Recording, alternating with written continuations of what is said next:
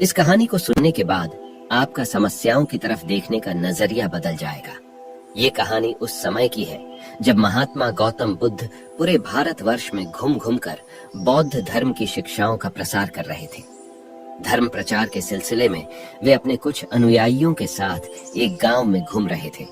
काफी देर तक भ्रमण करते रहने से उन्हें बहुत प्यास लग गई थी। प्यास बढ़ती देख उन्होंने एक शिष्य को पास के गांव से पानी लाने के लिए कहा। शिष्य जब गांव में पहुंचा तो उसने देखा कि वहां एक छोटी सी नदी बह रही है, जिसमें काफी लोग अपने वस्त्र साफ कर रहे थे और कई अपने गायों को नहला रहे थे। इस कारण नदी का पानी काफी गंदा हो गया था। शिष्य को नदी के पानी का ये हाल देख लगा कि गुरुजी के लिए यह गंदा पानी ले जाना उचित नहीं होगा।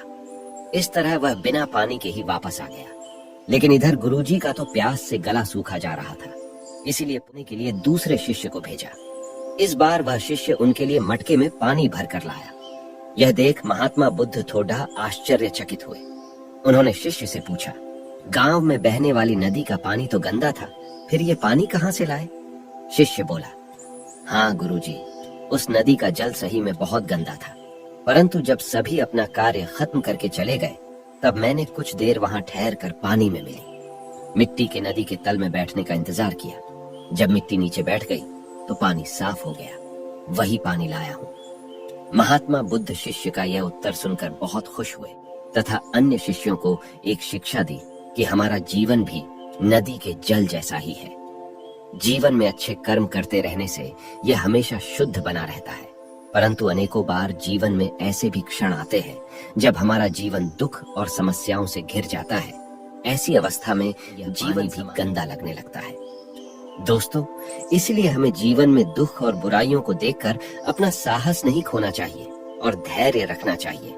गंदगी समान ये समस्याएं स्वयं ही धीरे धीरे खत्म हो जाती हैं। वीडियो पसंद आया हो तो वीडियो का लाइक कर दीजिए और चैनल को सब्सक्राइब कर दीजिए। आज आप एक ऐसे नायक की कहानी सुनेंगे जिसने एक बात सिखाई कि एक अकेला व्यक्ति भी बड़ा बदलाव ला सकता है। कहानी की शुरुआत एक समंदर किनारे होती है। जैसे ही सुबह सूरज निकला, आकाश को नारंगी और गुलाबी रंग में रंगते हुए एक बुजुर्ग व्यक्ति रेतीले समुद्र तट पर इत्मीनान से सुबह की सैर करने लगा। उन्हें नहीं पता था कि समुद्र तट पर यह शांत सैर जल्द ही प्रेरणा की कहानी में बदल जाएगी। लहरों की हल्की थपकियों के बीच उसने एक युवा लड़के को उत्साहपूर्वक रेत पार करते देखा।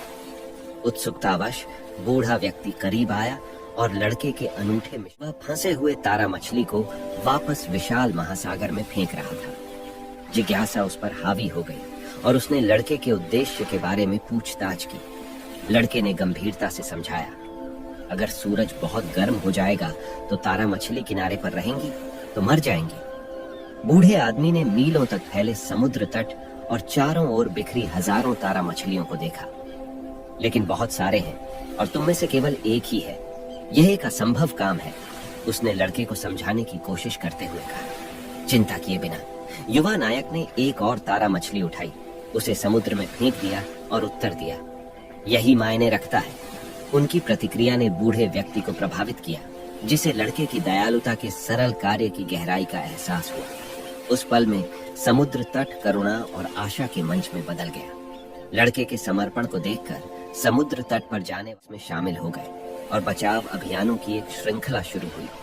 एक समय शांत रहने वाला समुद्र तट अब ऊर्जा और सौहार्द से भरा हुआ है, क्योंकि जीवन के सभी क्षेत्रों के लोग एक समय में एक तारा मछली के साथ बदलाव लाने के लिए एक साथ आ रहे हैं। यह एक ज्वलंत अनुस्मारक था कि व्यक्तिगत कार्य, चाहे वे कितने भी छोटे क्यों ना हो, सामूहिक परिवर्तन का कारण बन सकते हैं।